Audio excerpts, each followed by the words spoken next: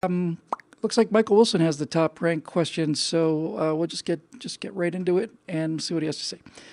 Hi, Bill. Been a fan of yours since my second deployment, where my fellow airmen and I watch your content in our time off. Just that alone is enough to blow my little mind. Michael, thank you very much.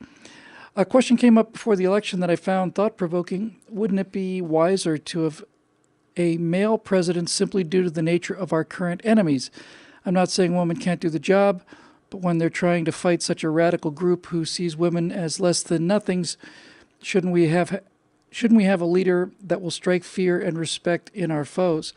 I'm going to disagree with you on that one, I think, Michael, because we certainly made the right choice in terms of striking fear in our foes in terms of the choices we had in December. But if you gave me a choice between Bernie Sanders and Condi Rice, I'm going with Condi enthusiastically. In some ways, it's even better. Their expectations are what they are. I think it's just as a general rule, the people that we've been fighting now since September 11th, actively fighting, have pretty much considered us a bit of a mystery. They were told that we were very weak, and they were told that we were very divided, and we are divided, and we are fat and lazy, and many other things that they seem to think is true. But as they found out on September 12th, that's not been all the fight's not been bred out of us. So the first thing they had to realize was that we're not as weak as they thought we were, and then they had to realize that even Obama was going to kill a fair number of them, even if he did it by remote control and was putting the country down while he was doing it. He kept smocking those guys down with these airstrikes. I know they were launching incredible numbers of missions against all these bad guys during the entire 8 years he was there. So even that was a thing. But my understanding is that there's been a couple of women pilots in both Iraq and Afghanistan, either A-10 pilots or H-64 Apache helicopters pilots, who have been women, and that to the degree that news has gotten to our adversaries on the ground, that scares them quite a bit, and it scares them, I think, because it humiliates them. I think your assessment of them is exactly right.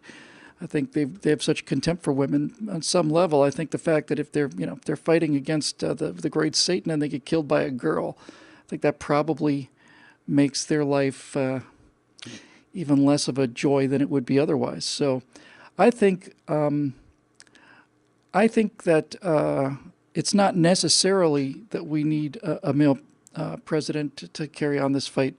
We need somebody who understands how these kind of males think. You need a president who understands how somebody in a male-dominant society, like many of the Islamic societies that we face, and also like the Nazi societies and so on, these overly masculine societies, these dominant societies are.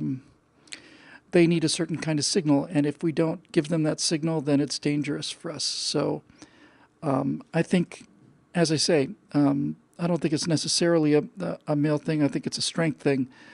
And they're probably starting to get the message that essentially it's a Republican-Democrat thing. I know for a certain fact, having read intercepts of Zarqawi in 2003 and 4 before he got his 500-pound greeting gifts from George Bush, the guy who was in charge of al-Qaeda in Iraq was essentially astonished at how tough the people we were sending over there were. Now, people like you, for example, Mike, because the people that get all the attention in the society are people like, Kathy Griffith and Sean Penn and Mike Moore. And they figured that we were pretty much all of those things. And when they found out that there were other people in this country besides those kind of folks, I think it surprised them quite a bit. So, yeah. So in this case, I think it's more of a personal issue. And speaking of Condi, I would have taken Condi in a heartbeat. I think any Republican woman would have been tougher on them than just about any of the Democratic males. I think Michelle Bachmann would have been harder on him. I think Carly Fiorina would have been tougher on him than either Hillary Clinton or Barack Obama, and certainly more than Bernie Sanders.